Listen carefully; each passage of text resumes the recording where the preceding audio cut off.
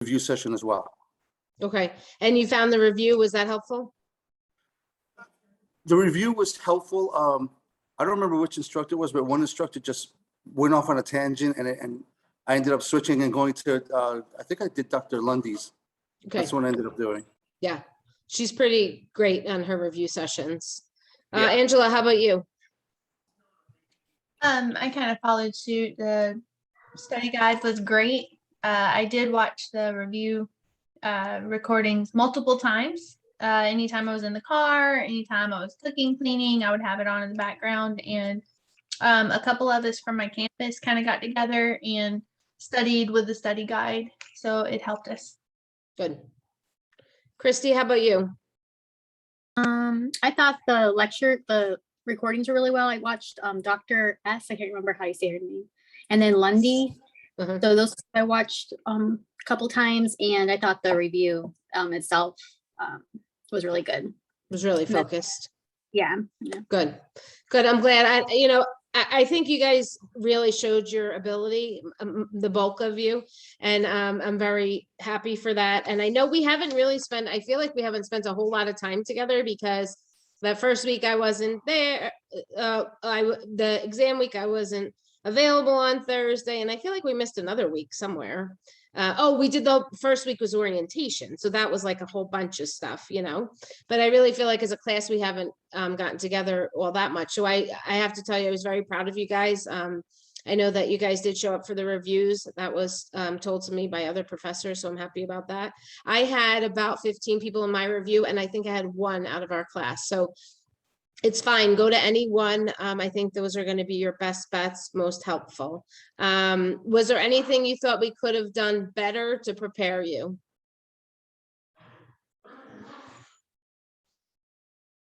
Anybody? I think you did a great job of getting the materials out there. Everything was posted well in advance, and we were able to, I had plenty of time to study. Okay, good. I agree. Good.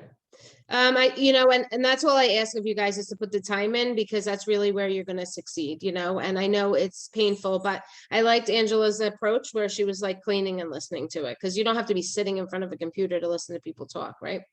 So good for that. I'm glad almost everybody has their camera on. I am going to ask that everyone turn it on. I think Dr. Brown will be joining us tonight. She did not announce that, but that has been what's going on this week. So I will tell you, she will not be happy if she doesn't see everyone's camera on. So I would turn that on and make sure that you can see yourself and we can see you. As far as assignments go, your group projects were pretty on point. I saw some of the groups didn't like give references, you put them at the bottom, which was fine, but you have to, when you're writing, you have to include that in your writing, because there was a lot of content in there that I felt like you guys got that from somewhere, because it wasn't, I think this or whatever. So make sure on your next assignment, we're going to go over one that's due week 9 tonight. I'm giving it to you ahead of time. I will tell you that last quarter, several people did not pass that because they cut and pasted for that on the PowerPoints. So don't even bother. I check all references, particularly if I'm reading and I can say, this sounds like a little advanced, writing. And even for me to say it sounds advanced, it's got to be advanced for you guys, right? So be very careful about that. I also am expecting attendance at all classes. That's the expectation of me, and that's the expectation of Fortis, and that we get our assignments in and that we participate. So please make sure that you're doing that, because if you're not, that's going to be real trouble for us as a group. So this is just like administrative stuff that I'm going over now. So the chapters we didn't cover last week were alcohol, tobacco, drugs, kind of infectious disease, which leads us into one of your projects that you're going to do as a group, but that'll be your second group project. And I was glad to see everybody's feedback, right? That review, like peer review, I thought was great. And I have to tell you, I didn't have many people that didn't score for the group the maximum points. So that just helps us see, and it's a safe way for you to really express how your group worked together. So I'm glad that you guys did that. You got it back to me in time for the most part. Those of you who didn't, I have noted that, but make sure next time you get them into me. But the bulk of us had it in. All right, I'm going to take attendance real quickly. Just say here, unmute yourself and say here if you're here. Claudia? I don't see you. Kayla? I know you're here. Yep. Williams, he's not here. Luce? Here. Great. Rachel? No? We're light tonight. Does anybody know, is there a class before us tonight? Yes? We had these. Yeah, we had peds, but I think our people are on. Your repeats Yes, people are- leadership as well. What'd you say? Leadership. Okay. Dalen. Yeah, there you are. Right here. Marissa? Here. Thank you. Andrea? No? Larissa? Here. Here. Okay, yep, there's Dr. Brown. Let's see, Christy, there you are in the corner. Here. D'Amber? Here. Thank you. Alrighty, guys. Lauren? Here. Thank you. Angela? Here. Greta? Here. Rosangel?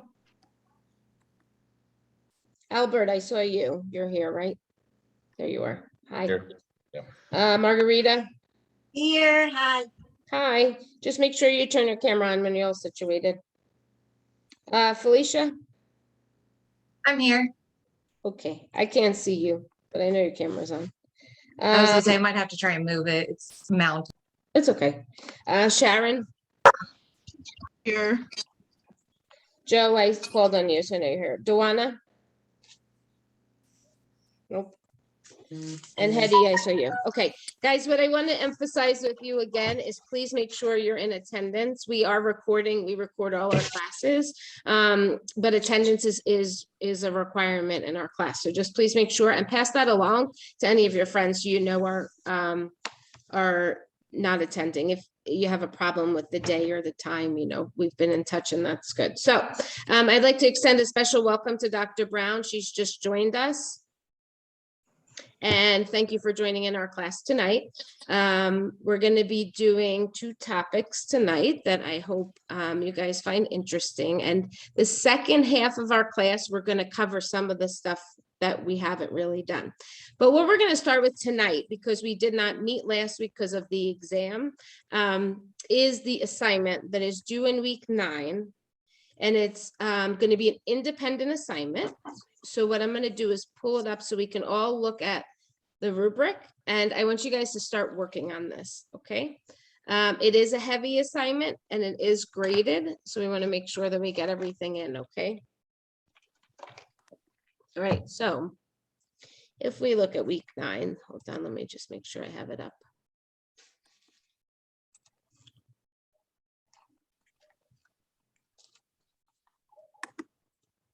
All right, it's going to be a vulnerable population is what we're going to do. I'm going to share the screen with you in just a second. Okay, here we go.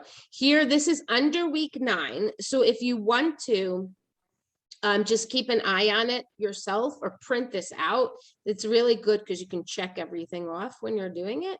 So what you guys are going to do, it's pretty fun. You're going to go out in your community, wherever your community is, and you're going to do a windshield survey. And so what a windshield survey is really is you're going to observe a population while you're looking out your car window, or if you take the bus, on the bus, whatever you see, or like if you take a walk, if you're walking around. And what you're going to look for is you're going to try to find a vulnerable population in the community. Okay. And with that, you're going to find some information on them. You're going to make 10 PowerPoint slides. And on the slides, I'm going to tell you exactly what you need on there.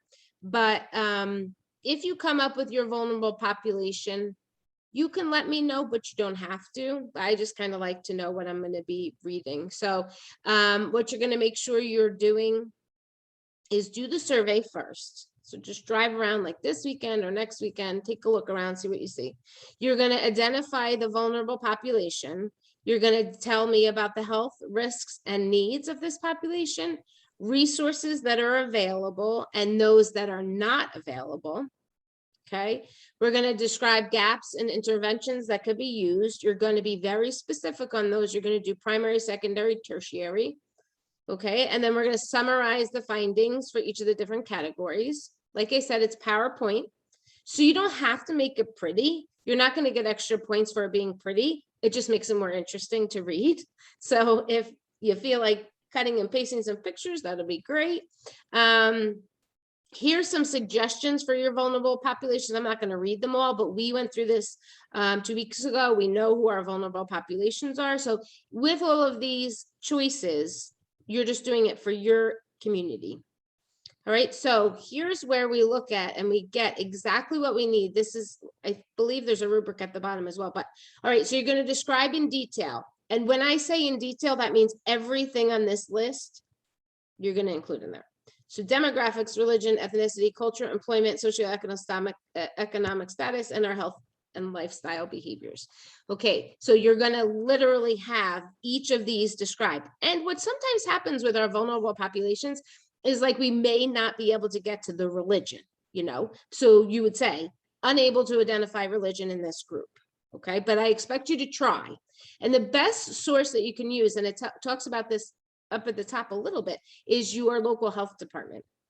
They're going to have a ton of information on these populations. So if you're struggling to get some information, then that's one resource you can go to. I will tell you that it hasn't been too difficult for students to find detail on these populations. So just remember that when you're looking, you're going to look at your health risks, your resources that meet the need, and then the ones that don't meet the need.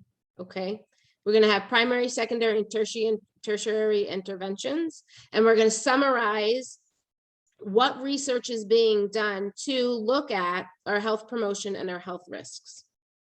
Okay, so I know it's a ton of information. I want to get it out to you because I want you guys to start this because it will be time consuming. Okay, so look at the rubric down here, and it takes everything we just went over in that list, and it takes it and breaks it down for you in points. So it's a total of, I believe, 70 points, 60, sorry. And again, just like your group project, you're going to get a maximum of 10 points if you do good on spelling and grammar and APA. So really use that. And then each one is 10 points. So just know that that's your assignment. What I have found with some of the students, the difficult part is they have so much information. It's hard to get it in 10 slides, but you can. So just, you know, and I'm happy to look at anybody's before you want to hand it in. I'll review it. I'll help you with APA, spelling, grammar, whatever you guys need. Okay. So I really want you to do well on that project. That will be part of your grade. It's something that is really enjoyable. You learn about your community. And if you go into community nursing, you're going to want to really have a strong basis for that. Okay, so week 9, that's due. Any questions before we go forward? So just to clarify, we're going out to whatever we choose, we're going out to the population, like for instance, the homeless and like, oh, just researching it. Yeah. Okay. It's okay to go, you know, be a part of that community, right? Like pass by it or try to see what they do on the actual, you know, if we use homeless, like what are they doing for shelters? Have you visited a shelter? That's all those things are awesome to do. It's not a requirement for the paper, but or for the PowerPoint, but you'll get a lot of information with firsthand, you know, observations and stuff like that. Okay. So, but most of your data you're going to be able to find. And I know homeless right now, I don't know, has anyone experienced or noticed the large group of homeless population? I think we talked about this when we talked about vulnerable. I do by my job. Like there's a lot of churches where I stay and they're everywhere. The gas station, there's a whole bunch of them. Yeah. Anybody else see them locally? Yeah, I have down by our school. Or by your school? Interesting. Right off of the exit where I get off on the freeway to come home, there's always a group there panhandling or, there's a large group. Sure. And when you see them, what are they usually doing? Smoking, Just smoking. looking for money. Looking for money, smoking. Good. So you could just do a windshield survey, like going to school, because like Lou said, she passes it on the exit to the freeway or whatever. You're going to be able to find a group. So you just pick one that you like and you're interested in. It's pretty neat what you guys will find out. Also, it helps you plan ahead and think about research. Right now, you guys probably aren't doing a whole lot of research, but once you get further in your nursing career and more advanced degrees, you'll do a ton of research. So this is a good starting point for you. Any other questions on that one? No, we're good. All right, good. So if anything pops up, send me an email, send me a text, I'll answer it. All right, tonight we are going to start with the parish nurse, which is a type of community nursing that oftentimes is new. Not everybody is familiar with them, but we're going to watch a quick video. That'll be our introduction. So just hold on one second. Let me pull up our video.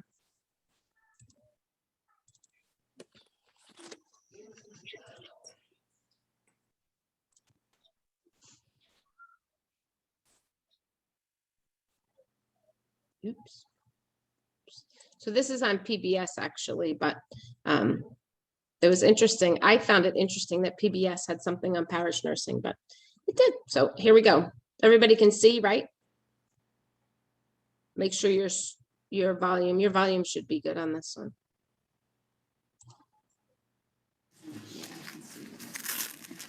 Many churches hold health fairs, but this blood pressure screening at Queen of the Rosary Roman Catholic Church in suburban Chicago is a little different. You actually cook for yourself? Sorry, can everyone hear? Yeah. Good. Okay. Oh, that's good. It's a regular event organized and run by Diane Tiemann, a registered nurse who's on the church staff. I do health education classes. I do blood pressure screenings. I take calls from people that want information about the healthcare system, about themselves and their health concerns. And she does a lot more. Home visits are an essential part of Tiemann's job as a parish or faith community nurse, helping church members, many of whom are elderly, prepare for doctor visits and surgeries. Just listen to your heart. Parish nurses are health counselors and advocates. They do not provide treatment. But there's more to the job than checking vital signs, reviewing medications, and helping people navigate the healthcare system. People just need to be heard and need to be listened to, and as a parish nurse, that's one of the greatest things that we do is be present and just listen. Diane's been a gem, yeah, right. If she doesn't make it to heaven, nobody will. She's been great. Parish nursing is one of the fastest growing specialty practices recognized by the American Nurses Association. Registered nurses with at least 2 years' experience are certified after receiving additional training on how to care for the whole person, not just physically, but spiritually. It's a matter of being an integrator of health and faith. And for us as parish nurses, we really believe in that spiritual component, how important that is to an individual. And I know when I work with individuals, many a times if spiritually they're not well, it's very difficult for them to become physically well. I mean the body of Christ. Parish nurses also serve as lay ministers, bringing prayers and sometimes communion to the people they visit. I would have been lost without you. You kept me all in one piece. You know what I mean? Yeah. Parish nursing traces its roots back to the 1800s, when religious orders in the U.S. and Europe offered care to the wider community. The modern program was launched 25 years ago by a Lutheran pastor here in Chicago, and it's since spread around the world. Some 15,000 parish nurses are now at work in the United States alone. It started out Christian, but actually we have a lot of Jewish faith community nurses. We have some Muslim, our Crescent nurses, and we also have some that are working in Buddhist communities, Hindu, and others. Maureen Daniels, herself a former parish nurse, now trains nurses to work in faith communities, looking after the whole person. We're not just our heart or our liver, or our kidneys, you know, we have, there's the person that's there. And part of being a person is that whole dimension of spirit that makes us who we are. And you can't break it down into pieces the way we've been doing. You know, it really needs to be, you know, who is this whole person? What is their life about? Yeah, come on in, Susan, have a seat. Donna Smith-Papillo coordinates a network of parish nurses in and around St. Louis. Some work mostly with the poor and uninsured or with young families, but they all share the same sense of purpose. Parish nursing is about the intentional care of the spirit and bringing back in, for all of us, a sense of wholeness that embraces both the mind, the body, and the spirit. And that it's doable for almost all congregations, synagogues, and mosques. It is doable. It's not something that has to be paid, that you can use volunteers, that you can find usually someone who's interested and wants to serve. Most parish nurses, in fact, are unpaid and work part-time. Some, like Diane Tiemann, are paid partly by a church and partly by a hospital where they also serve. Hi, Daniel. Come on in. On this day, Tiemann has brought a hospitalized parishioner a handmade shawl. Nice meeting It is filled with prayers. you. That's wonderful. And this one was actually made by Jerry. Thank Jerry for me. I will. There are some things a parish nurse can't do, like administer medications or give injections. But they can offer programs other nurses don't, like the Queen of the Rosary knitting group that makes the shawls, Dear Lord, bless my hands. and prays for those who will receive them. Tiemann also works with other faith communities, setting up events like this labyrinth walk at a nearby Methodist church. I really feel like when people walk the labyrinth, it's a mind, body, and spirit experience because it not only makes you relaxed and stress relieved, but for those who regard it as a spiritual tool, it really helps you to build your relationship with God. Tiemann is not a member of the Catholic Church where she works, although some parish nurses are.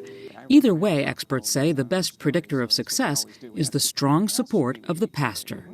I can't be there for all those people all the time.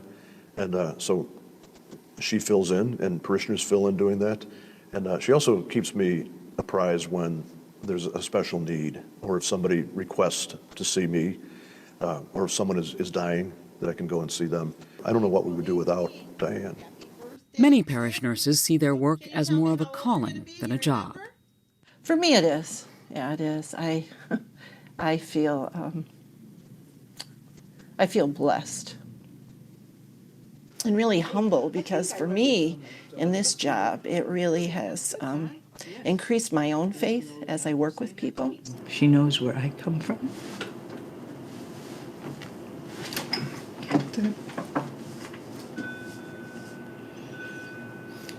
We've been prayer partners a long time.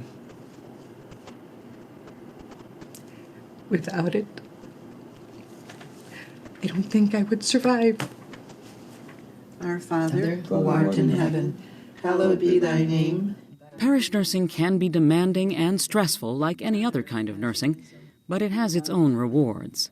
When I'm with somebody and look at them face to face or meet them heart to heart, I feel like it's like meeting God head on and looking in his eyes. Amen. For Religion and Ethics News Weekly, I'm Deborah Potter in Elk Grove, Illinois. Queen of the Rosary. Okay, so we're gonna stop right there. I want some feedback though. What's your first thoughts watching that video? You can write it in the chat if you want, or just speak.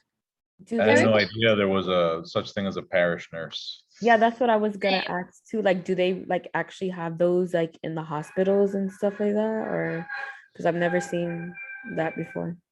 Yeah, so let's at Baptist they do. say that again. At the hospital that I work, they do. Cool. Remind us again, where are you? At Baptist Hospital in Miami. Miami, okay. Any other thoughts on what you saw? I found it interesting. Like the others, I had no idea that parish nurses existed. But Professor Alani, why can't they administer medications? Well, based on this video, my opinion would be because you really can't, it'd be like a home health nurse going and administering meds without an order. So it's not like they can write the orders, they can follow orders, and they could certainly give it because they're nurses, and you can, but you have to have somebody behind you when you're giving medication. You have to have, for legal reasons, nurses can't just say, oh, hey, I'm going to give some Tylenol, right? I could see how they would be a big help in the community. I live in Mobile and kind of West Mobile, but we have a big homeless population, and nurses like that would probably be a big help. For sure. I wanted to mention with the video, I know it was based in a Catholic institution, but as they spoke about it, it's pretty much across the board. And so when you think about it, it's really somebody who's helping out a community, knowing and understanding mind, body, and soul, right? So as nurses, I hope we all would practice that way, not necessarily needing to know every religion that's out there, for sure. But don't we want to know about, do our patients have that spirituality piece? Do they not? Do we? Remember, we talked about bias, and I want everyone to be really sensitive to that when we talk about this, because we believe something does not mean that we can't care for someone who believes something else, right? Think of all that you've been exposed to at work recently. I mean, I can tell you just today, this conversation came up. They didn't want to talk to me about vaccinations. It was another adult. And I said, well, you do you, I do me, you do you. I can teach you why they're good, right? This was the same kind of thing. Like if, you're Jewish and you don't believe in, Christian beliefs, okay, right? That shouldn't impact us as nurses, though. That shouldn't change the way we treat people. So I want you to keep that in mind when we talk about parish nursing. Has anybody other than Larissa, has anyone else dealt with a parish nurse anywhere? A lot of times. Go ahead, Margarita. Sorry, I didn't know that the specialty in nurses exists before, just now. But I think it's very, very, very important and supporting for the patients. There are a lot of patients that are in chronic disease, okay, a lot of pain. So they are just waiting the time to part. So the only support they can have is the faith and spiritual support. So I think it's very useful, helpful to integrate the part that we know as nurses, the medical part, with the spiritual part. So I never imagined that I could be a nurse, but I'm very glad that I learned tonight. Good, awesome. And I think I like something that you said, Margarita, where you said like people sometimes, if they're chronically ill and coming to the end of the path, they look to spirituality. And so just something for us to think of. We're going to talk about hospice nursing as well tonight. And this ties in really nicely because, we just have to be really sensitive to the whole world that we're working with, right? What we believe as nurses should be that we're out there to, to help people, right? To make their lives a little more livable or more pleasant or, so when you're looking at this as a parish nurse, if you have a strong faith and you want to be able to help those in your community, it's a great opportunity, like the priest on the video. A lot of times these nurses are the ones that are going to help out because, the leader of a church, depending on how big it is, how little it is, may not know every single member, right? Or could it be a cousin of one of the members who he's never even met that needs some help? So it's really good to have that person in there.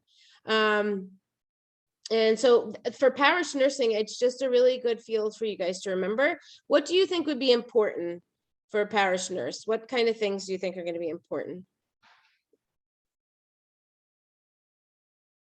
being compassionate. Sure. Good. Educating, counseling.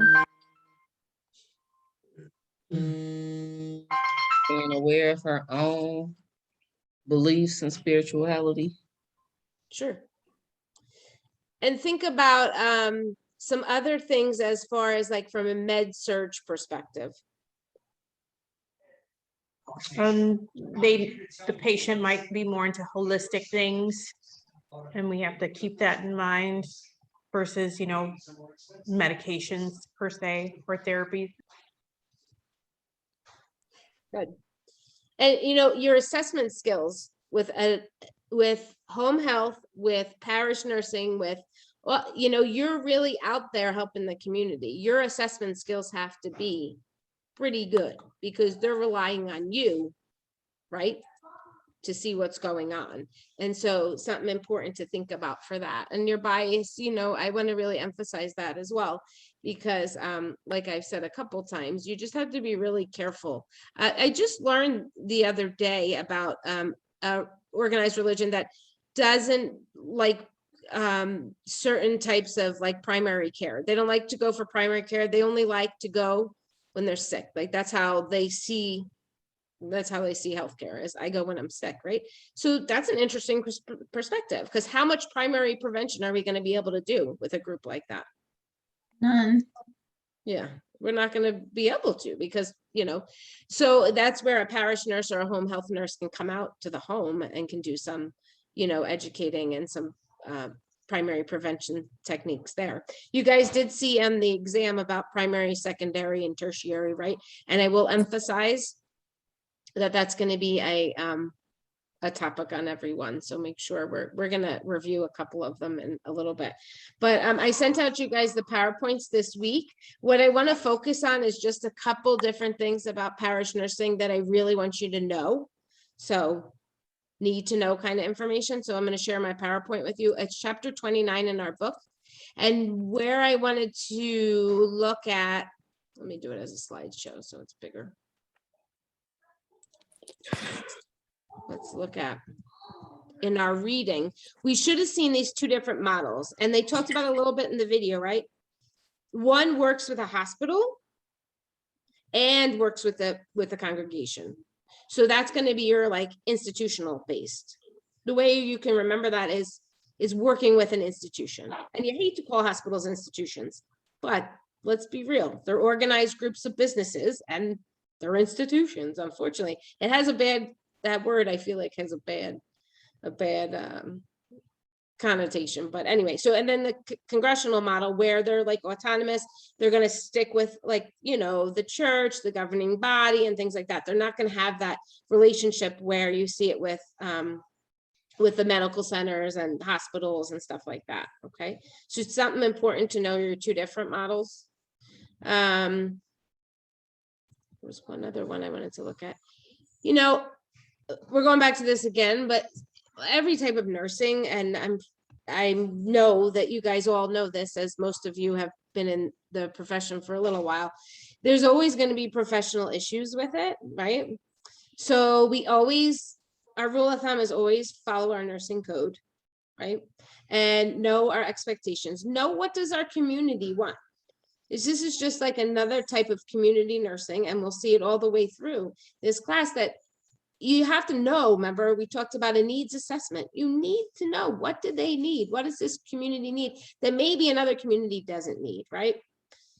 So remember to keep that. We always have ethical issues with community nursing, legal issues, financial issues. Of course, they did speak to this. Sometimes they're not paid. It can be voluntary. And so that's something you have to think about. Is that something you would want to do? And do you have to worry about not being paid? Or is this something you could do on the side, right? When we look at Healthy People 2020, we're going to make sure that we look at our objective here, and that's going to be encouraging communities to lend support to individuals and families, okay? And our functions are over, and then we're done. Okay, so that's all I really wanted you guys to do on your PowerPoints that you had for the week. So that covers parish nursing. I know it was pretty quick, but Any questions? Thoughts? Is there anybody that initially thinks, this is something I might want to do? I think it would be something I would want to do on the side. You know, I plan to stay in the OR, but we do have a couple of clinics here. There's one called Victory Clinic, and it's a kind of volunteer place where one of our physicians goes, but I could definitely see weekends doing something like that. Good. It requires a strong, a strong understanding of the community. And so if I emphasize nothing to, I emphasize that to you, that you really have to know the community you're working with and be careful with your beliefs versus their beliefs. Okay. All right. So we are going to move on and we are going to do home health and hospice. Before we start this, how many of us have worked in home health care? That's 1, 2, 3. Just 3 of you. I'm surprised. Usually I have a lot more. 4. Okay. Who worked with peds? Peds. Christy, what'd you see in home health that you take home with you? Oh, it just, with peds, it was sad just because a lot of them were on trachs and vents. So it was just a lot of monitoring with them. With the older people that I dealt with, it was like Duchenne's muscular dystrophy. So a lot of them were kind of in their end stage. So it was more like hospice type nursing. But did you enjoy it? I did. I enjoy hospice nursing. I plan to going back to that, working with intellectual disabilities, which I like. But yeah, I really liked hospice nursing. Cool. Good. Who worked with adults? D'Amber, what did you notice? What's something that you remember and take home with you? Families were really involved, and most of the clients I worked with them for years, and it was like they become your family too. It was almost hard to set boundaries, between I'm the nurse and I'm not. I can't watch your kids while you run to the store and take care of, your brother too. It was kind of difficult, but I enjoyed it. Yeah. And did anyone who's done home health, I will tell you, I have never done it. And the reason I've never done it is because I never felt comfortable going into someone else's home. But I'm a nervous person, so I worry about everything I think that's in the world today. So, but it's interesting. Was anybody scared? Because that's my first thought. Are you scared going into someone else's home? I worked another position where I just did like supervisory visits. So I would go in just to make sure that the client was satisfied with their home health aide or with STNA. So I would be all over the city. In some places I would like, oh my God, I'm trying to walk. I don't want to make eye contact with nobody. I got my little stool with me because I'm going to sit on this stool, not on your furniture. I don't know what's crawling around in here. Yeah. Some of it was terrifying. Like, you want me to get on that elevator? I'm not getting on that elevator. It's truth. I mean, so the thing to remember about people's homes is, and I think we touched on this before, but most people like their home. What their comfort is in their home may not be the comfort you have in your home, but certainly it's special to them for whatever reason, right? Robert, what did you see? Just on a whole, I think one of the things that I took away from it the most is how prevalent, at least in my area, I've got like 3 or 4 disease processes that I'm constantly teaching clients on. As far as like being in their home, yeah, I mean, sometimes there's some shady situations, but it kind of just comes down to, your own awareness as to what's going on around you. Good. And what are some things you've done? And we talked about this a little bit, and there was a question I think on our exam about it, but what's something like super important as a home health nurse that we want to make sure?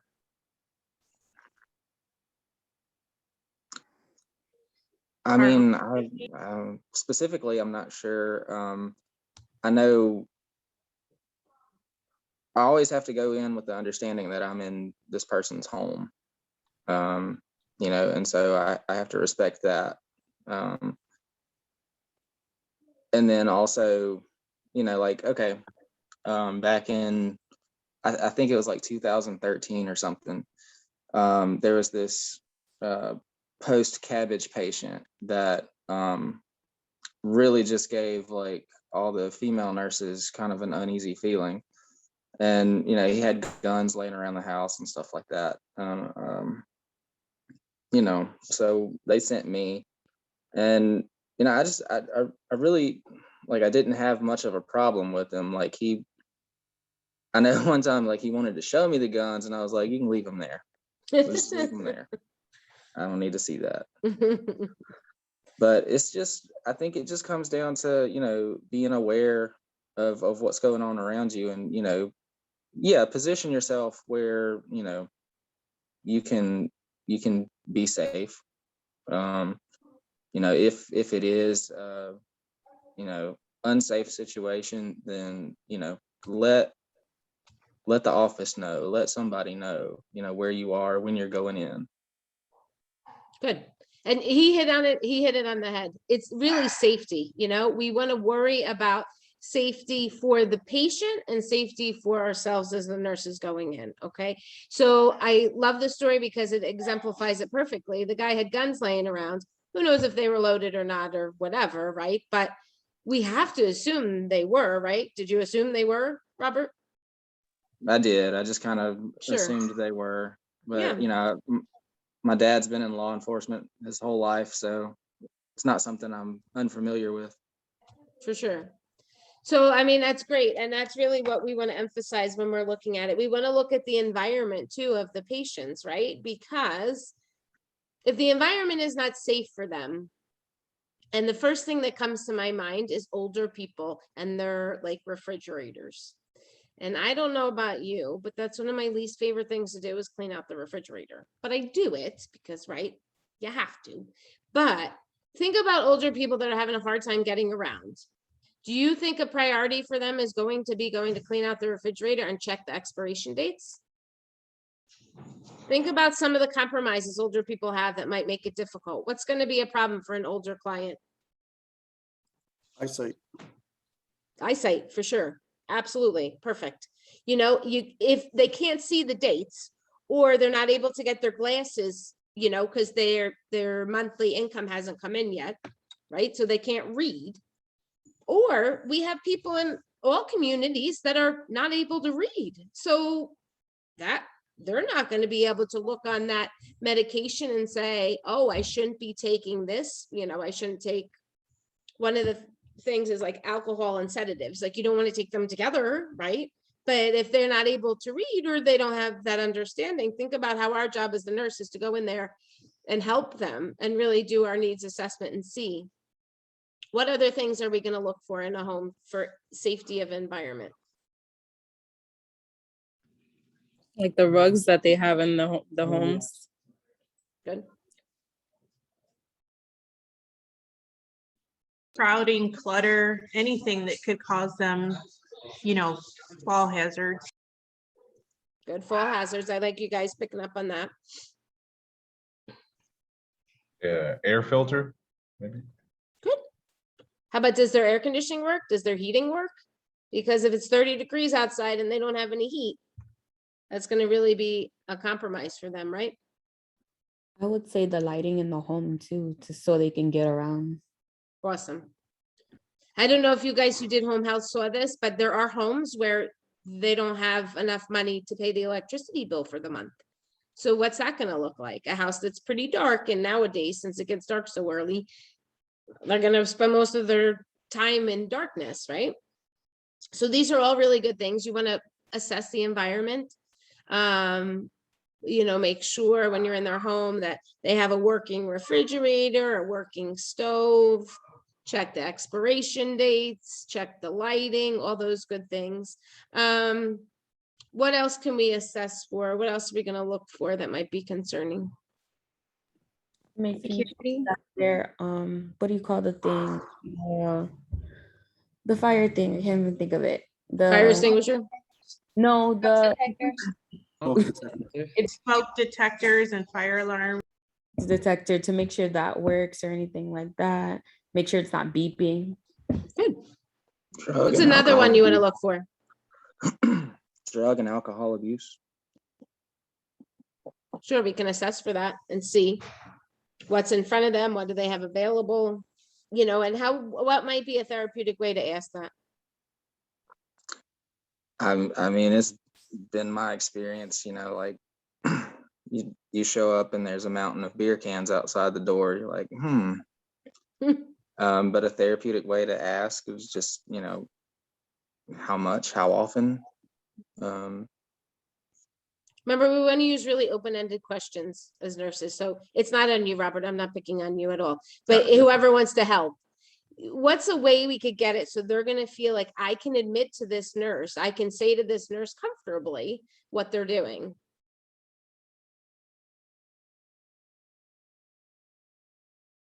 Because this is like it's very important on, I will tell you, on any nursing exam and in practice. Maybe, could you tell me, I'm trying to think, could you tell me what you did last evening? And that might lead you, right? That might expose several things. I mean, could it say, you know, sometimes patients will like for you to sort of be on feel like they're, you know, they're equal. So you say last night, you know, you try not to focus on yourself, and you can, you know, not necessarily tell them your personal information, of course, but you just, you know, say something like I did last night. What did you do? You know, can you tell me? You remember, you always want to like say, can you tell me? Can you explain something like that? So you're leaving the door open for them, right? Good. I'm glad. I liked all of your answers. Home health, also, we talked about assessment. You had PowerPoints on this chapter, and I have a little Kahoot that we'll do. And we didn't touch on all the topics, but what I like about this one, it's going to make you think about home health nursing and hospice nursing. So home health, we talked about a little bit with parish nursing, that sometimes the path of these patients is hitting their end, or I mean, that's not a nice way to say it, but their path is coming to an end. Okay. So what are some things we are going to do? Has anybody done hospice? I know one person said they did. Christy, did you say you did hospice? D'Amber did Comfort hospice? measures. Yeah. Good. Comfort measures. What's something that we really want to help people feel?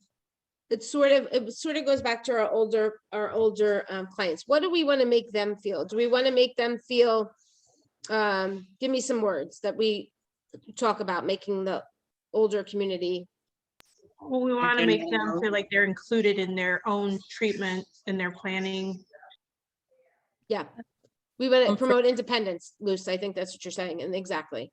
We want to promote that independence. Obviously, if you're doing hospice nursing, everyone is aware what hospice nursing is, correct or no? All right, we're going to watch a quick little clip on a hospice nurse just to clarify, but really, they're amazing people. I have had personal experience with them, and amazing people.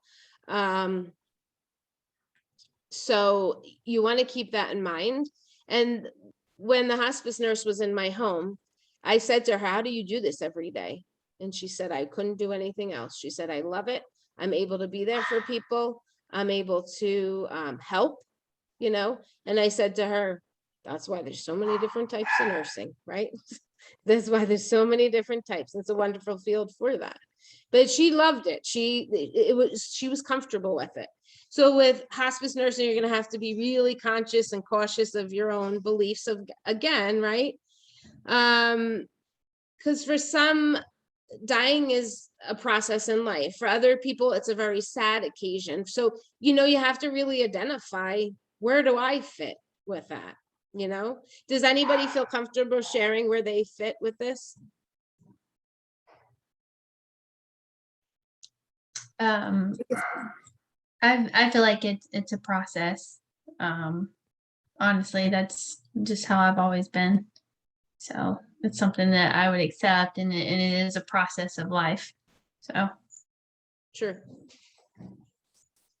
You really see kind of both sides of it a lot of the times. We had one person that they signed up for hospice and they kind of dealt with it. They were fine with it. We did all the comfort measures. And then we had another patient that he had been on hospice for a while and he knew it was coming, but like he would tell you he was afraid to go to sleep at night because he didn't think he'd wake up.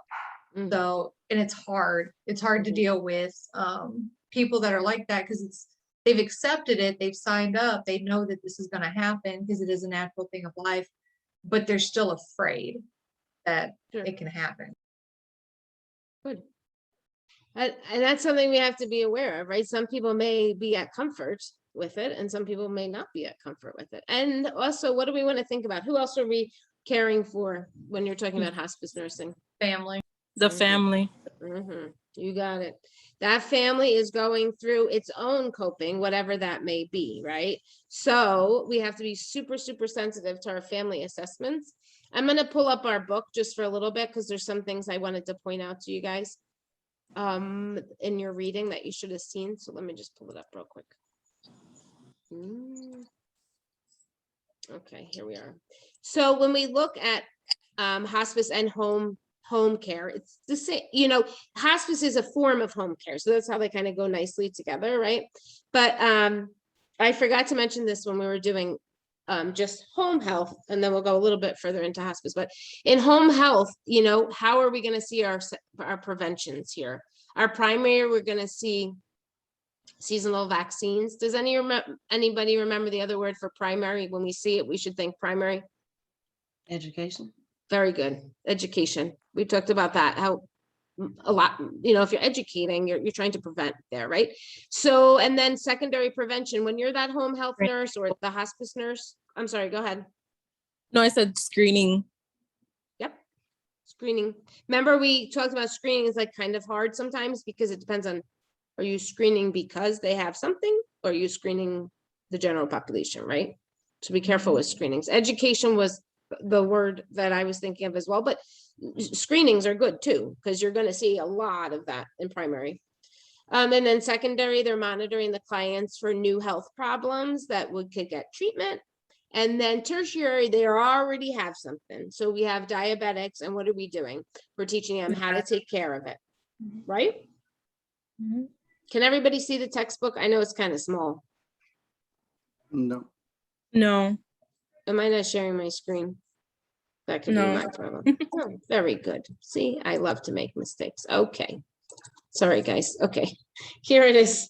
So, and it talks about in the first couple pages of this chapter, it addresses hospice care right here. So it's otherwise known as the caring of the dying client and his or her significant others. Okay, been around since the 1970s, just information, nothing you need to commit to memory, just know where we're coming from there. And then we look at our primary care we can do in the home. We talked about that a little bit. And different agencies that we have that'll do home health. We have official, we have private and voluntary, we have combination, we have hospital-based, and we have proprietary. And here's our whole section about hospice. So what I really want you guys to know about hospice is really what they talk about right here. Be prepared, think of your own philosophy, know the cultures vary, know that the events cannot be totally controlled. So like that one patient that you guys, that you spoke of that said he was afraid to go to bed at night. Think about that. Like they don't know, right? So is that scary? I would imagine. You know, think about our shock and our family crises that can occur, even if they're prepared. And I will give you a personal story of mine just to share with you. My mom was terminal when her diagnosis was terminal, but I was not prepared. I wasn't, I just wasn't. So was that I didn't know? Well, yeah, sure, I knew, but I was not, my mind was not able to be there at that point. So it doesn't really matter. And I was a nurse for a long time at that point. So it wasn't as if I didn't have the knowledge, right?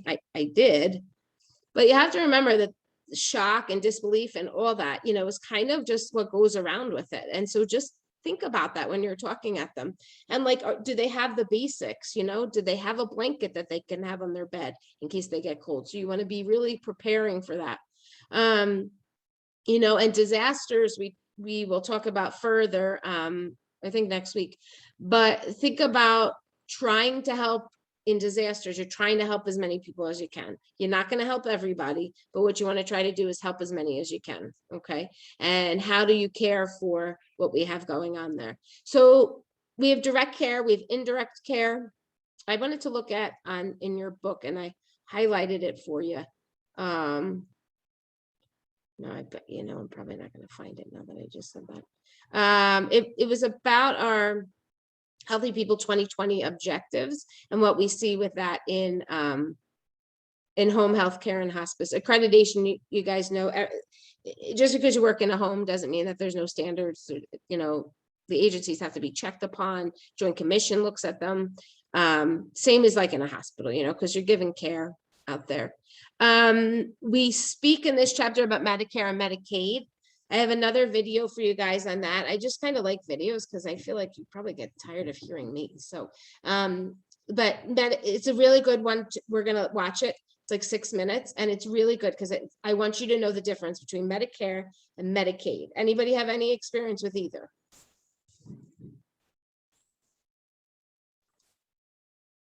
No. Well, I can tell you, my dad is on Medicare, so I know all about that. And Medicaid, you'll see oftentimes in low income communities, and that's the type of community that I currently work in. So I see a lot of that. They're both federally funded, remember that. And the way I remember it, just because I like, you know, for words to help, Medicaid has the word aid in it, and Medicare has the word care in it. And when we watch the video, the guy in the video says the same thing. Just think about who is our clients on both sides. So one is needing aid and one is needing care. Okay, so we'll see that video, but it is 6:57. So would you guys like a break? Okay, great. Okay, so we're going to take a break until 7:07 and then we will come back. You guys can shut your screens off and all that good stuff. I'll see you at 7:07.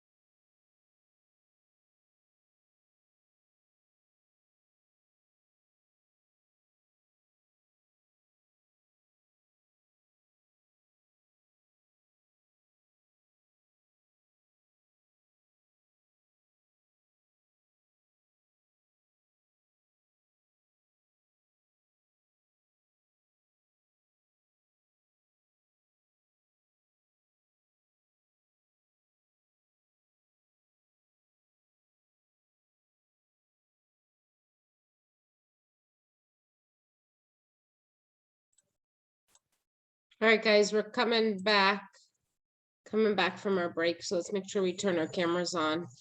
And I'm gonna start this with, maybe we'll start with the Medicare and Medicaid video. Let's do that. And then that'll take us into our next level. Okay. So I'm gonna share our recording. Okay. Oh, my video's off. I don't know why I'm having some difficulty with recording because we're doing it. It keeps getting lost in my computer, to be honest with you. So it's somewhere in the abyss of the computer. So it's not that I'm not posting for you guys. It's that I'm continuously trying to find them, because we used to be able to record on Zoom and then share the link like I did for the review, but now we have to do it on some other things. So anyway, but I will make sure that I get this out to you guys, the recording. And like I said, we're going to cover the stuff that we didn't cover last week, because I can pretty much do it in a short period of time. Okay. So, and I don't want you to have to watch another 45 minutes just when we can do it. All right. So let's take a look at Medicare and Medicaid. And I'm hoping that this will resonate with you guys, because the guy's pretty dynamic, I thought. Okay. Hold on, let's share. Can you guys see it? I can't see you, so just say yay or nay. Yes, ma'am. Okay, Yes. Thank you.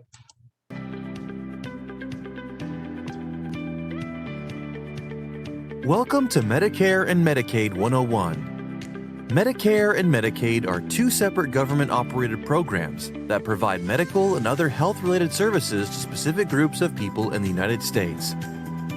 Both are managed by the Centers for Medicare and Medicaid Services, CMS, which is a division of the U.S. Department of Health and Human Services, HHS. Wait, what's the difference? Medicare covers hospital and medical care for elderly and certain disabled Americans. Medicaid covers health and medical services for certain individuals with limited resources and low-income families. Individuals that qualify for support from both programs are considered dual eligible.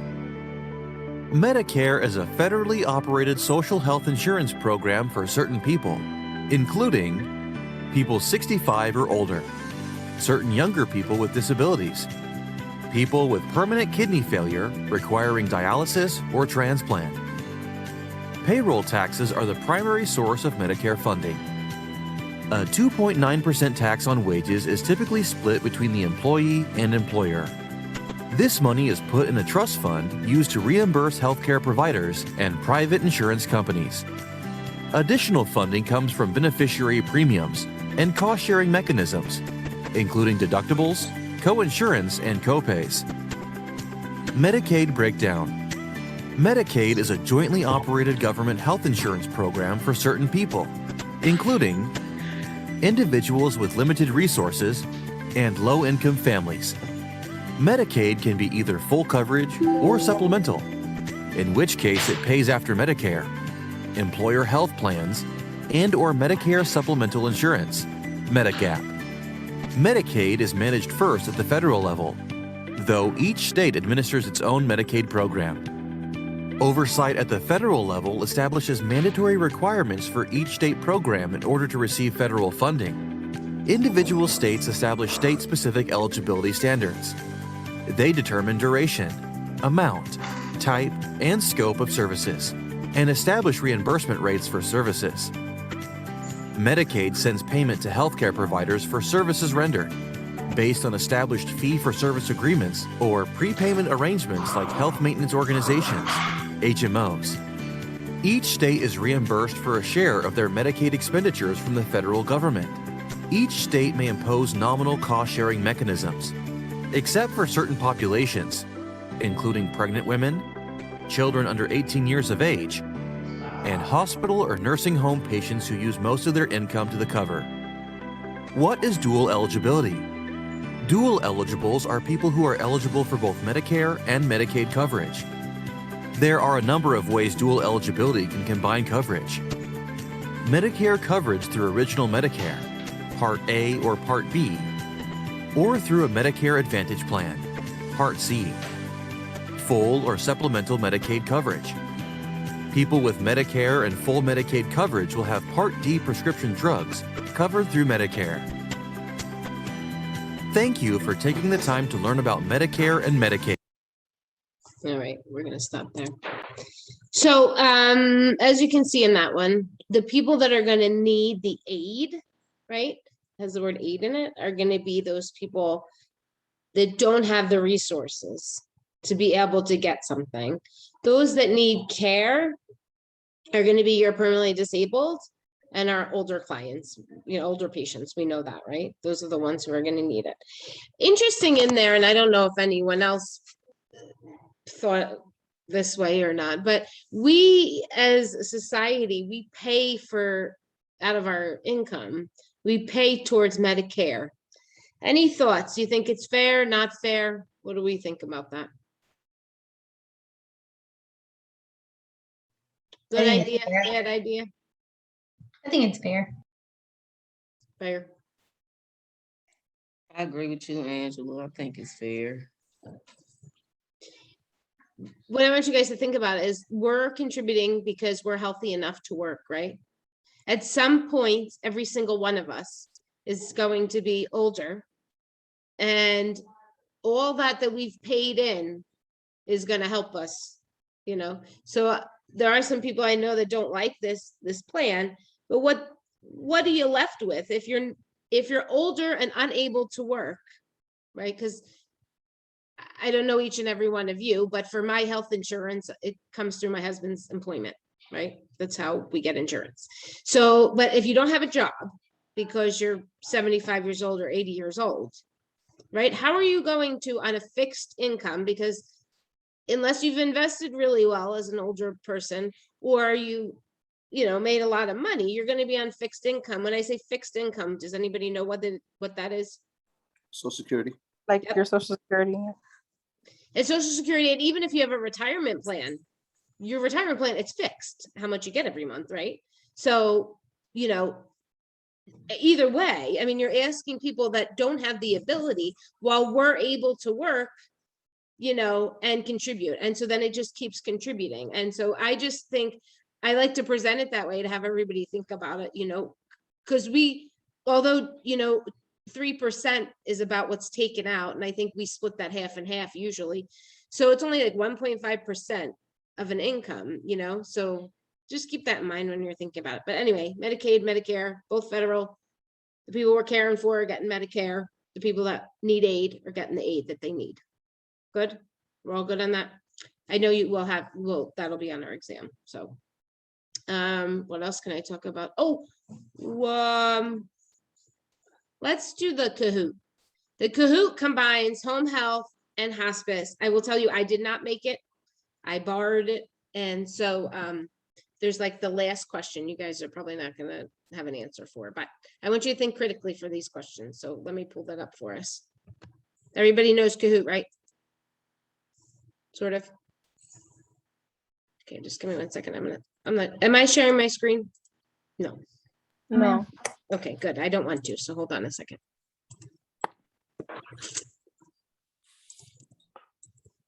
All right, so we're going to Kahoot.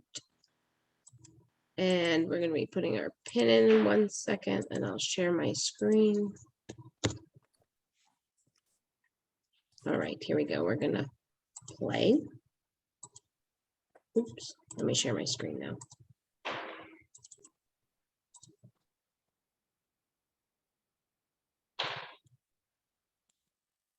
Now we're going to do player versus player. So just everybody make sure you put in your PIN 5408390. And just log in. You can put whatever you want as your name.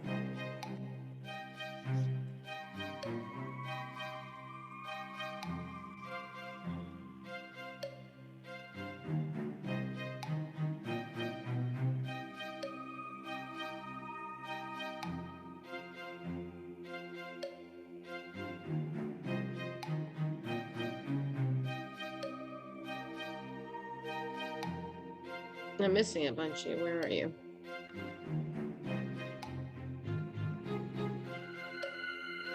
All right, well, if you're not joining, then what can I say? All right, I'll start. No, it says my connection's unstable. Hold on. How silly. Alrighty, here we go. Everybody see the questions? What's the main difference between parish nursing and all other nursing positions?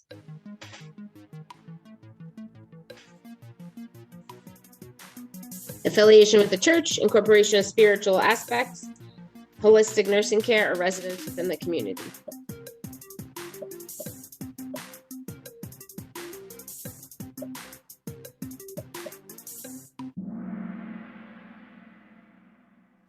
Why isn't it giving us? Oh, there we go. There's our answer.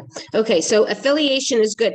Now, what I want you guys to remember, and I find that great that 5 of you picked this. Parish nursing is not the only type of nursing where we look at the spiritual needs.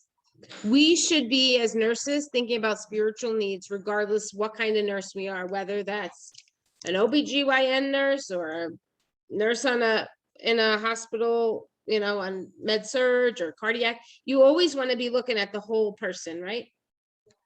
So our only answer there would be affiliation with the church or congregation. But I like that you guys picked that because you're seeing the spiritual need. But remember, we want to look at spiritual need all the time. All right, here we go. Next one.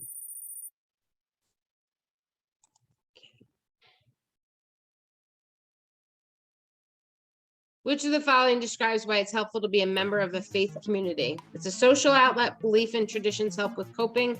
Members can ask the others in the group for help, and donations received contribute to the causes.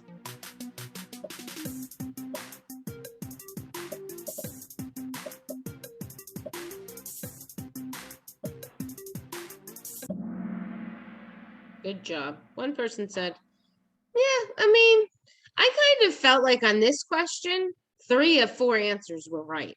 It is a social thing. You can ask the others in, you know, in the group, but our best answer, that's why I said use your critical thinking here, is belief in traditions, right? All right, good job. Which of the following principles is central to the role of the parish nurse? Advanced practice, faith consistent with the community, spiritual dimension of care, or willingness to help.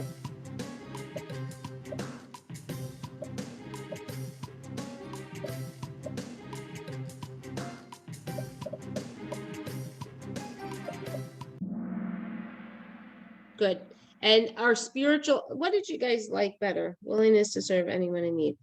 So why that would not be central, okay, is this is another good type of question that I want you to use your nurse mind thinking, what is my best possible answer? So any nurse is willing to serve anyone in need, right? You don't have to, I mean, that's being a nurse, but very specific to parish nursing is going to be our spiritual dimension and how we use that in our care, okay?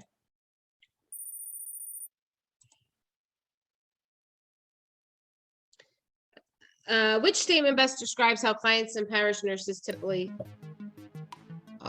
visit spiritual health?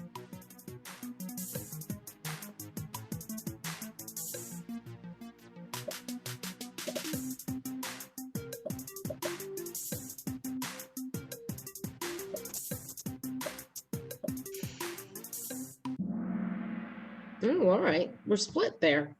It's part of an ongoing dynamic process. It has a tangential relationship to well-being. So it's part of an ongoing process. And when you're doing it you need to remember that the client is feeling that way. They may not feel that they're going to be a better person. That's kind of like opinion-ish, but well-being, we're not going to look at that because we as nurses can't say that it's going to make them better, because if they don't have any spirituality, that doesn't mean that they're not going to get better or feel better or process what's going on. Okay, so that was a good one for that.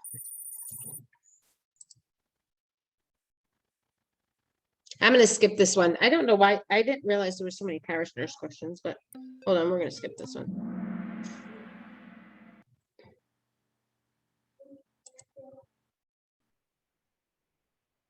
Okay, parish nurse is developing prevention activities. What should be used as the primary? What are we going to base our primary prevention on? nursing journals, partners who fund the program, Healthy People 2020, or guidelines for treatment, evidence-based guideline.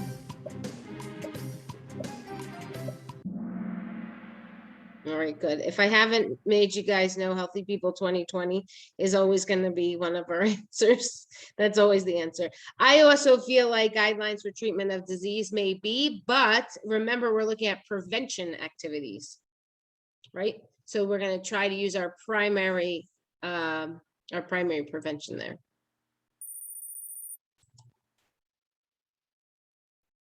Why is this? I promise we'll get to home health. I'm going to skip this one. I really like the Kahoot because I talked about. Okay, which of the following is a primary focus of hospice care? Curing or controlling, providing palliative care to maintain comfort, decreasing the waste of acute care resources, and teaching the client and family how to care. Awesome. Yay! We all got it right.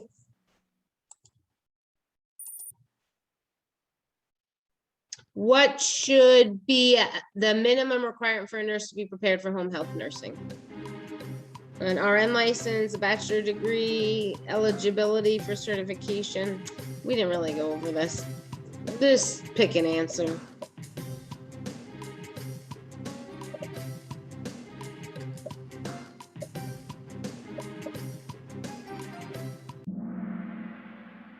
All right, so home health nursing, we all know you don't need a degree in a bachelor's degree to do it.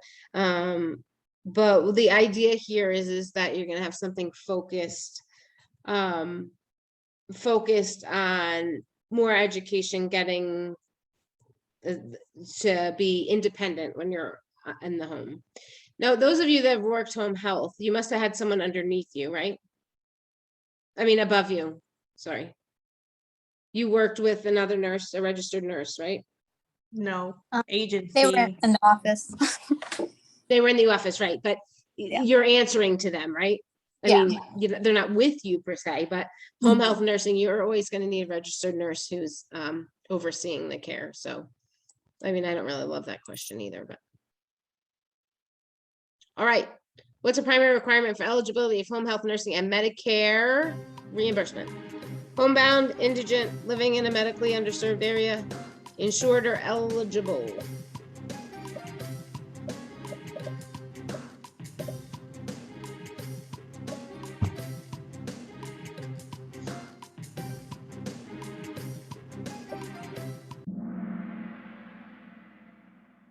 Okay, so no one got this question right. Can anybody reread the question and tell me why that's the answer? I see the home health. Home health. I didn't even read that. I Yep. just saw Medicare reimbursement. Yep. So very good. I'm glad that you guys did that one that way. And this was one of those, this is how I want you to think when you're reading your exams. See how as soon as you reread that question within about 5 seconds, you knew why that was the answer, right? And must be insured or eligible for Medicare and Medicaid. They're not talking about Medicaid right now. They're talking about Medicare. So that's why you would eliminate that answer. And the other, so good. I'm glad that one came up though. But so just remember, when we're looking for home health nursing, what do they have to be? They have to be home. health. Yeah, they have to be home. Okay, good.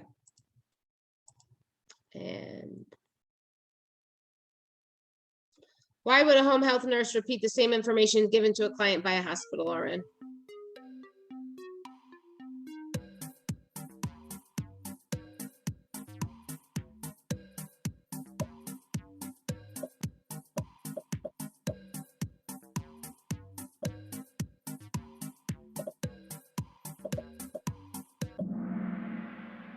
Whoa, we were split among the board here.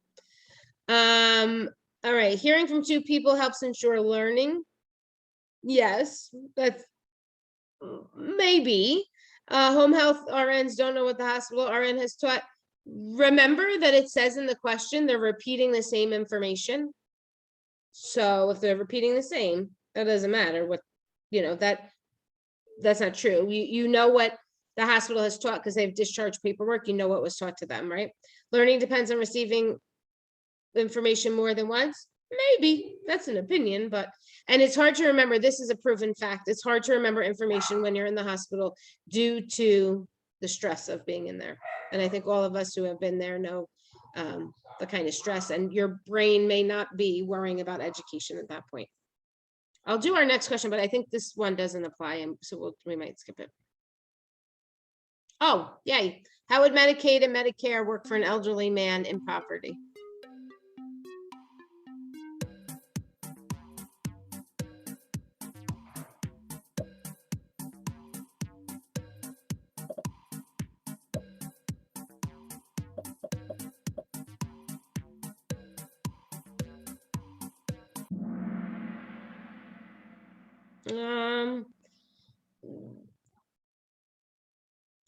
Okay, so this is the correct answer because Medicare is federally funded. Medicaid, it comes from the state. They tell you it comes, both of them, though, I will tell you, I don't like this question. That's why I didn't want to do the last one. I couldn't remember why, because it's not really accurate. They're both federally funded. So the person who wrote this, that was an error, but you guys liked all medical bills will be paid. I would have chosen that answer as the correct answer, because once you have both of them working for you, then they'll be covered. One thing I didn't bring up and about Medicaid, and it doesn't sound like many of you have the experience with Medicaid, but what ends up happening a lot of times is that doctors are very particular about what they take. And so Medicaid has a set amount that they will pay. Private insurances may pay more. So you will see what ends up happening a lot of times is that Medicaid patients will have a hard time finding providers because not everybody wants to take what Medicaid will pay. And if you have the population large enough, then you can pick and choose as a physician what you want to take and what you don't want to take. So remember that, and that's a real barrier for Medicaid patients, a huge barrier. Also, a lot of times they're not, and this is, they're not necessarily educated on what does Medicaid cover, and they just think, oh, okay, I can go to the doctor now. But like, I've experienced this a lot with the kids at my school, who a lot of them are Medicaid, and so they come to me and say, can I have a free voucher for glasses? And well, I could give them a free voucher for glasses. The district pays for these vouchers, so it's not really free, but it's free to the end user, right?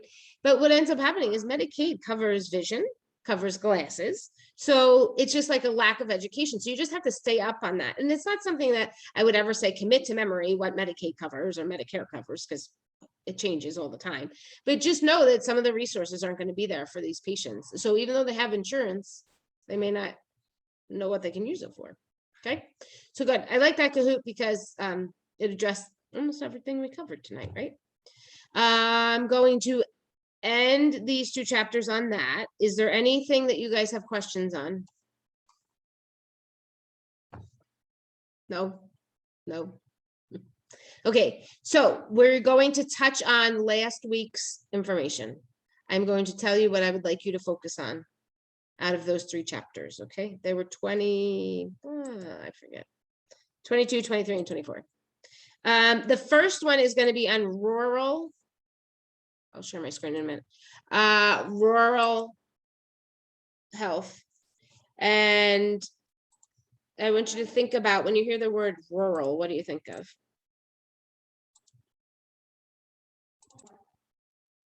Well, I just gave you the answer, but it's okay. What do you think of when you think of rural? It looks like farm. It looks like farm in the PowerPoint, right? So you should have looked at when you were doing reading, and they will go through it with you. But differences we are going to look at is in rural and urban. What do you want to think about when you're living in a farm-like area? What do you have a lot of? A lot of land. You got it. A lot of land. So what is going to be harder for these places that have large properties of land? What is there going to be less of? Healthcare facilities. Yeah, absolutely. And access to them. right? If you think of the rural areas, I mean, I think of in Colorado and because there's areas where, I mean, they grow all kinds of things and there's nobody for miles. So are they going to be accessing the same kind of healthcare you would if you were in a city? I mean, some of you are near Miami. So think about how many hospitals are in Miami, right? So something for you to remember when you're thinking about rural and urban. Doesn't mean that urban, which is city life, it doesn't mean that the urban facilities are going to be better. It just means that there's more, so easier access for our people, right? When we look at our rural populations, there is a higher proportion of whites, more likely to be married or widowed, fewer years of formal education, and tend to be poorer, okay? They're at a high risk of being uninsured or underinsured because they don't really know, because due to our lack of education, we see that with people who are not educated as much as some others. We're always going to have that worry about their insurance. We know their poorer perception of their overall health is important. They're not going to do a lot of our preventative strategies. And they tend to have poorer health and they don't seek the care. Why is that? Because it's too far and they're in the fields and they're working all the time. And, I mean, 1,000 reasons. What I want you to think about is on the farms. What do you think you're going to see? What is the exposure that we would worry about on a farm?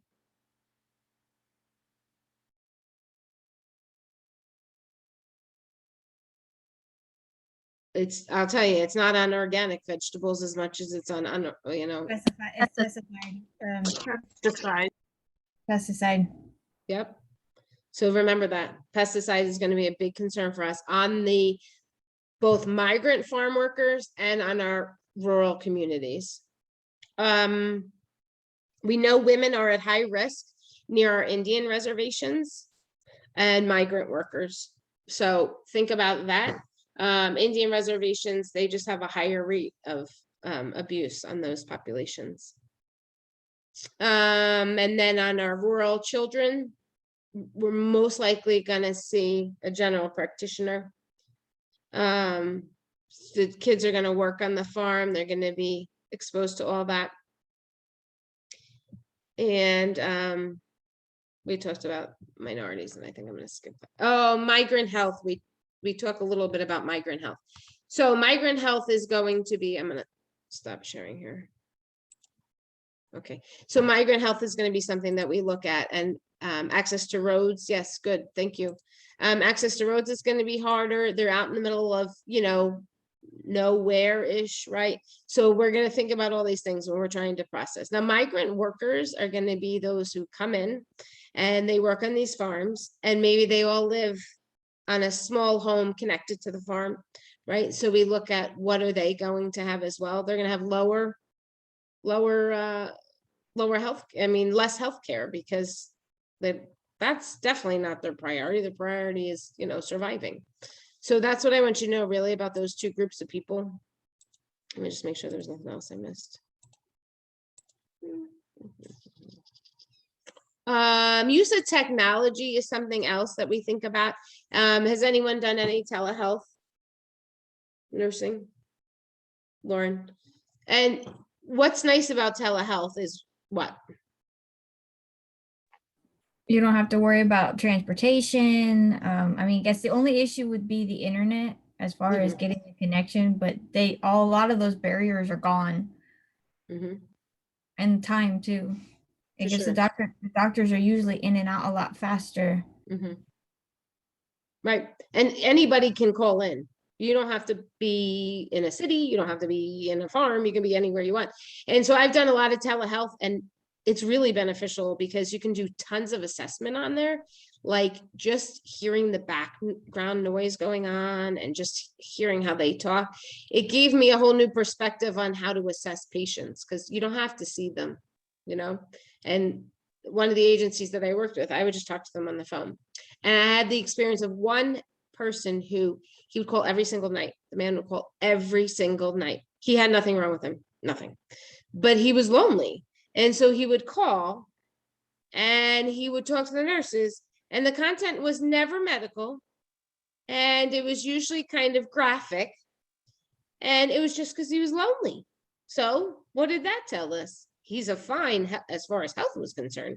So we had to kind of put a limit on him. But anyway, so just some things to think about with telehealth now and how that will help our rural community. Let's take a look at, oh, we were going to do that too. I had so much planned. Oh, well.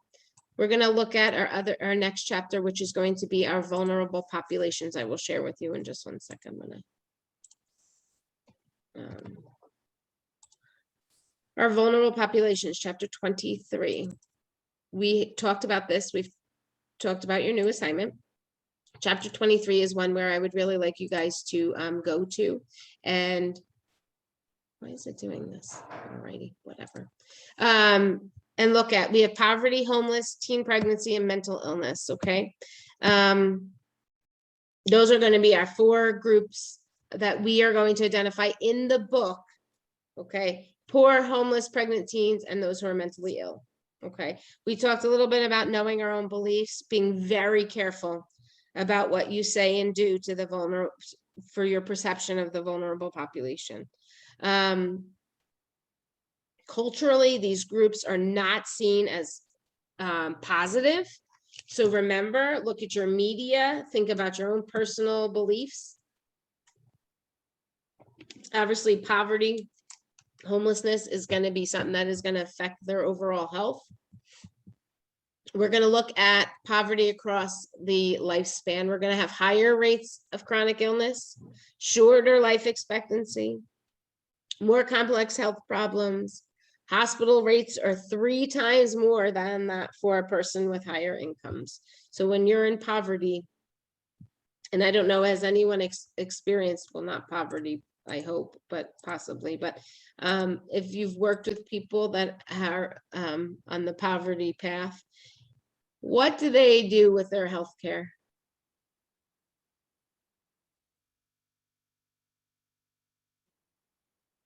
They don't take care about their health care because they are busy thinking in how to eat, how to pay bill.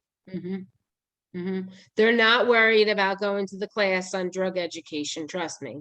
That's the last thing they have time for or want to think about.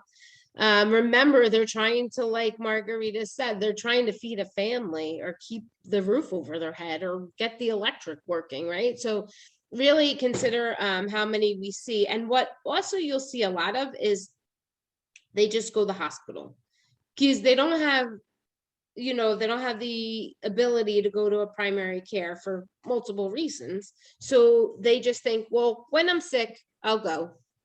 And so we see a lot of that now, like, you know, ear infections going to the children's ER or a strep throat in the ER. I mean, you know, because they just don't have the means to go to a pediatrician, or adults who have a cough. So they're going because that's the only place they can see a doctor. So I want you to think about that when you think about poverty and apply that for what you're doing.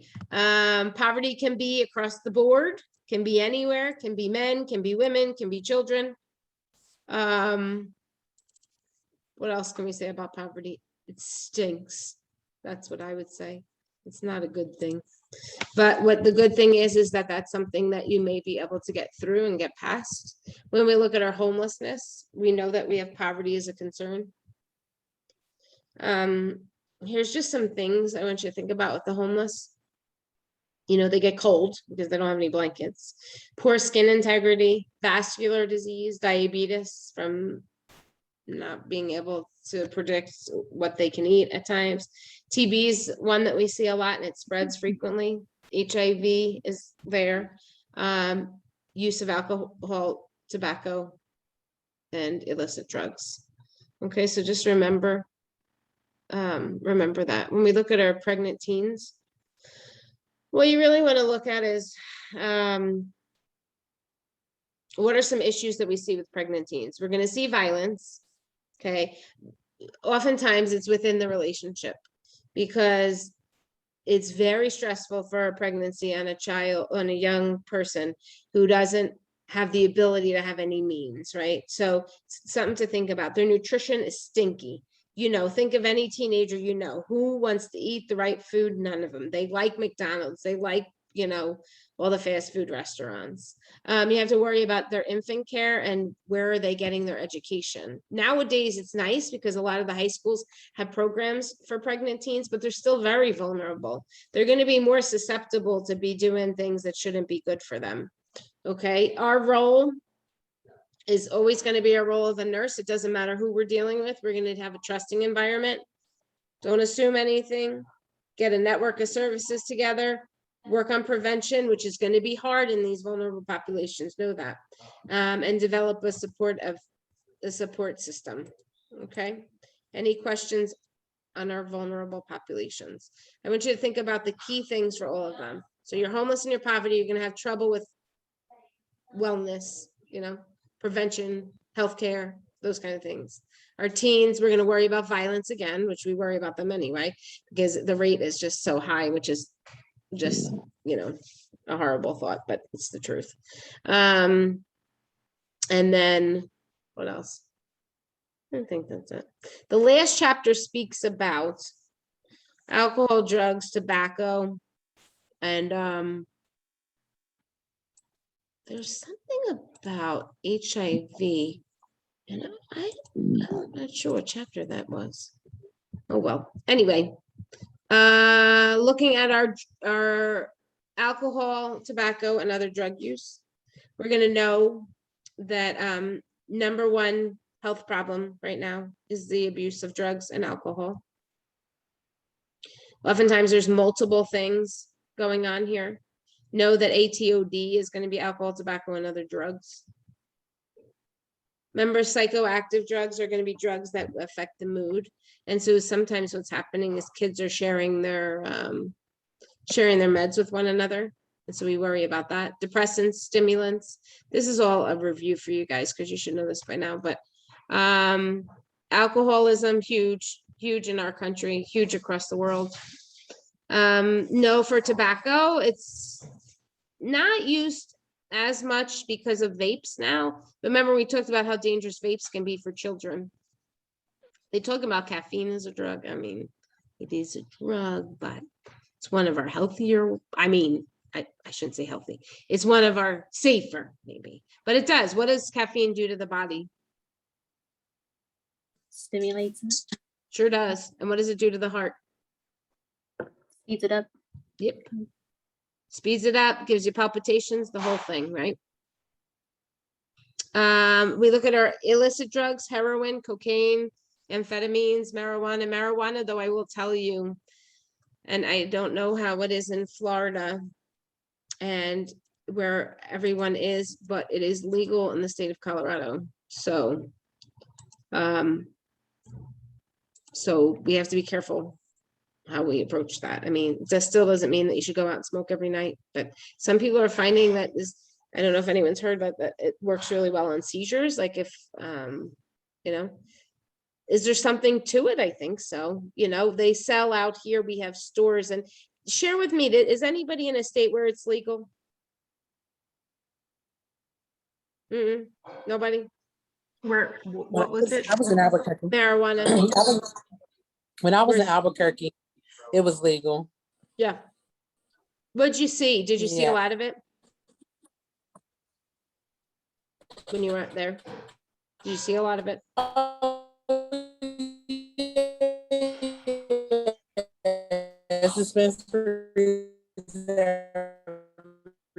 You're cutting out. You're cutting out.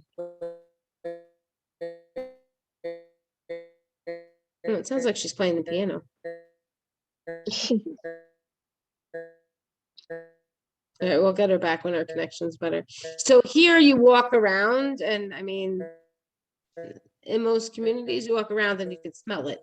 I mean, it's not a secret. It has a very strong smell.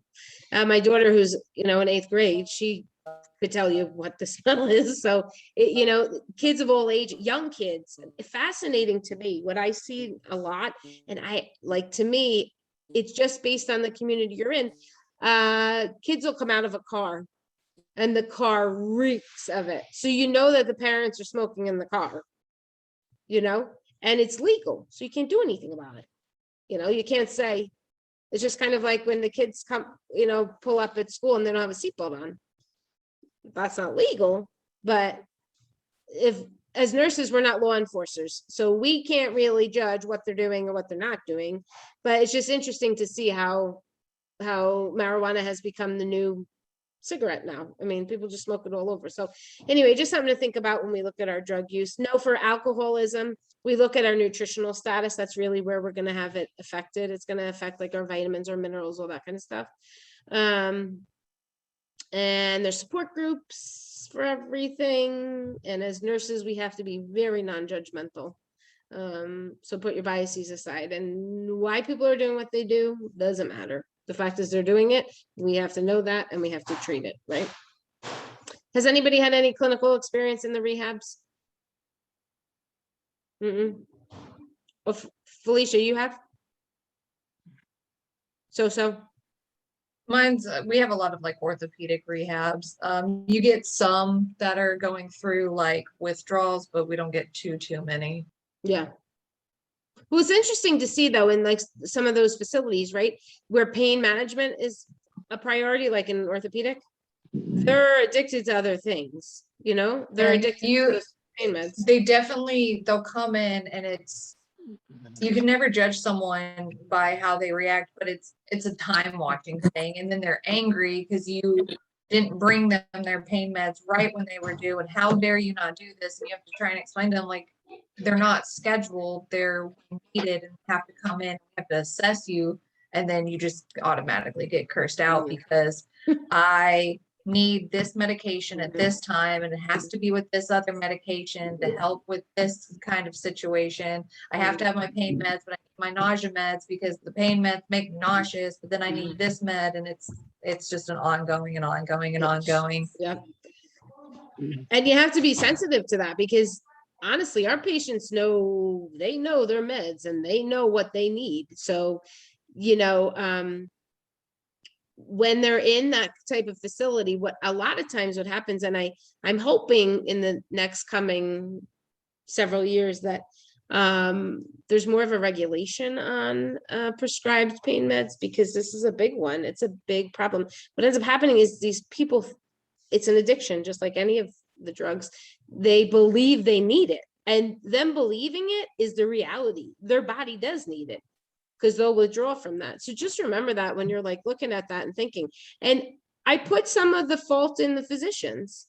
Why are we ordering around the clock meds? Like, no, you got to cut it somewhere, right?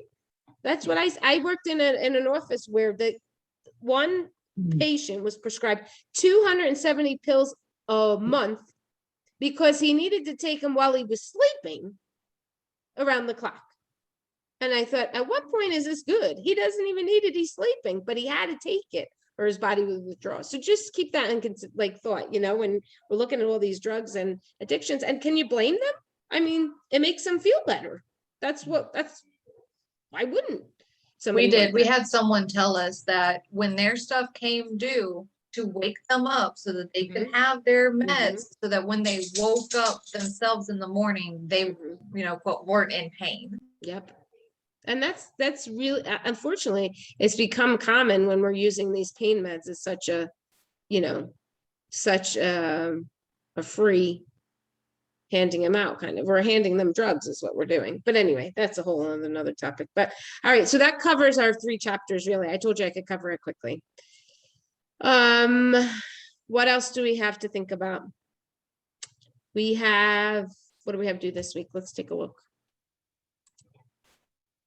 I will pull it up in just 1 second. Okay. All right, we are moving along here. We are doing, our case study.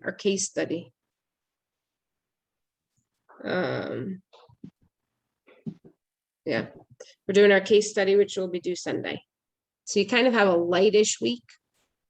And we only have 1 attempt on that, right? I think so, yeah. So do your best. Next week, we're going to have more NCLEX and we'll have another discussion question. And then we look at week 6, we're back to another exam. So I would ask all of you to do your very best, try to stay on top of it, but don't go ahead. Because what's happening is people are going ahead and that's dysregulating everything. And so you can actually fail the class for working ahead. So stay on target. There's dates in there for a reason. Turn them in when they're due. If you're going to be late, you know what to do. You email me, text me, whatever you need.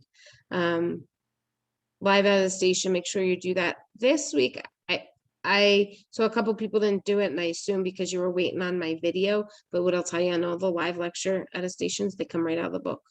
So if you didn't hear about it or we didn't talk about it, let's look at our questions for this week because I can help you guys do those.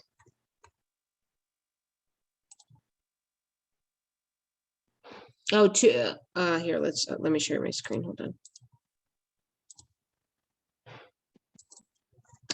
2 parish-based models for faith community nurses. Remember what that was? Institutional and what? Congregational, institutional. Yepers.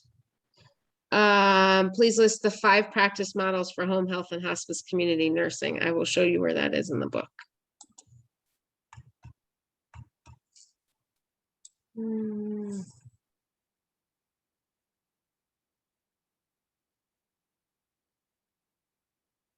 I think I went over this. This is the picture. Oops. I think this is what they went for that one. Let me just double check the question. Oh, 5 practice models. No, that's not what they went. That's one's in your reading. I can tell you that. Practice models. Let me see if I can find the page.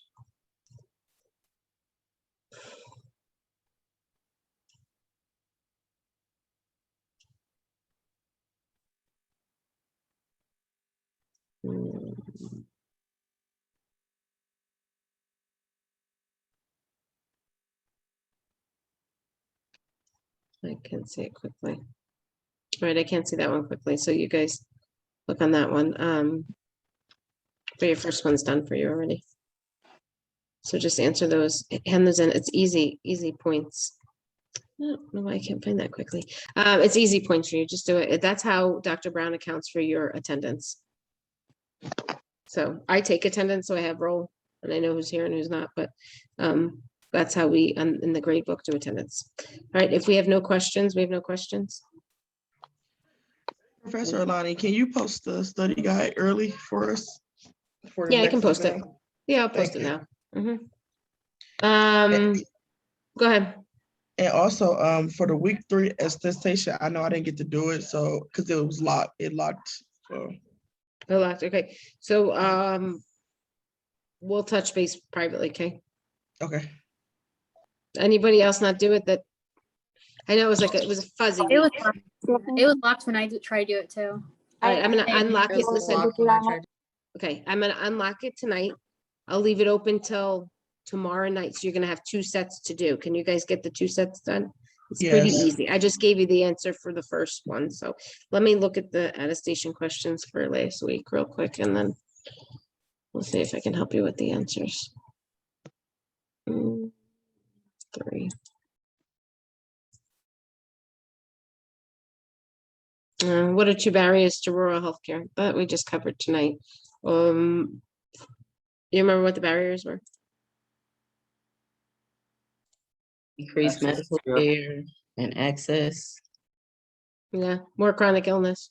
That's a problem. That's not really a barrier, but not a lot of hospitals in the area. Transportation could be a problem. Language barriers. Language barriers could be a problem. A lot of times these questions, I mean, and how is homelessness defined? That there's a definition clearly in the chapter. I know that. I think I showed it to you on the PowerPoint too. Let me just look real quick. Chapter 23. It's on the PowerPoint, then I can give it to you and then you guys have it. Poverty, homelessness. That's really funny. On the PowerPoint, it says homelessness definition. The the definition for homelessness is going to be straight out of our book. Sorry, I can't pull it up right now, and I'm not gonna have you guys wait while I look for it. All right, so that's what you have to answer for this week.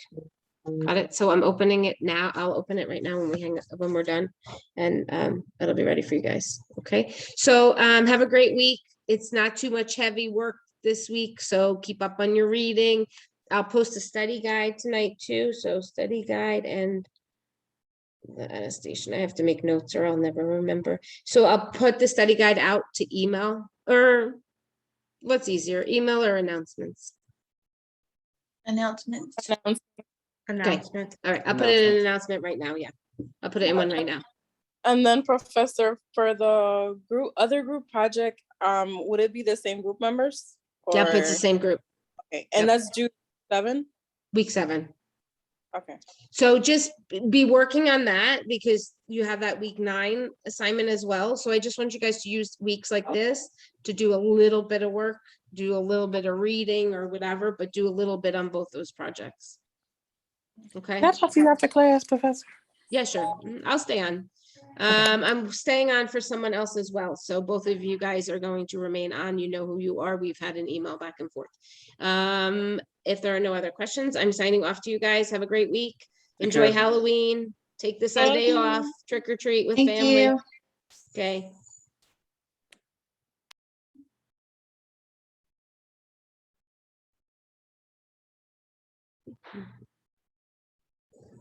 All righty.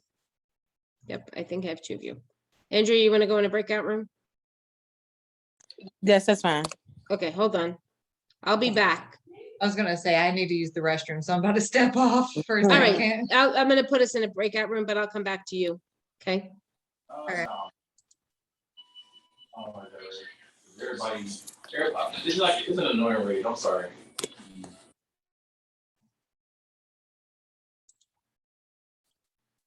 All righty. Hi there. Hey, okay, so the thing about my case study, I had sent you an email. Yeah, I saw it. We had some very, very, very bad problems up here with the rain and stuff like that. So our internet, I think somebody might have hit a pole or something and just knocked our internet out and our stuff out. So I couldn't submit it in.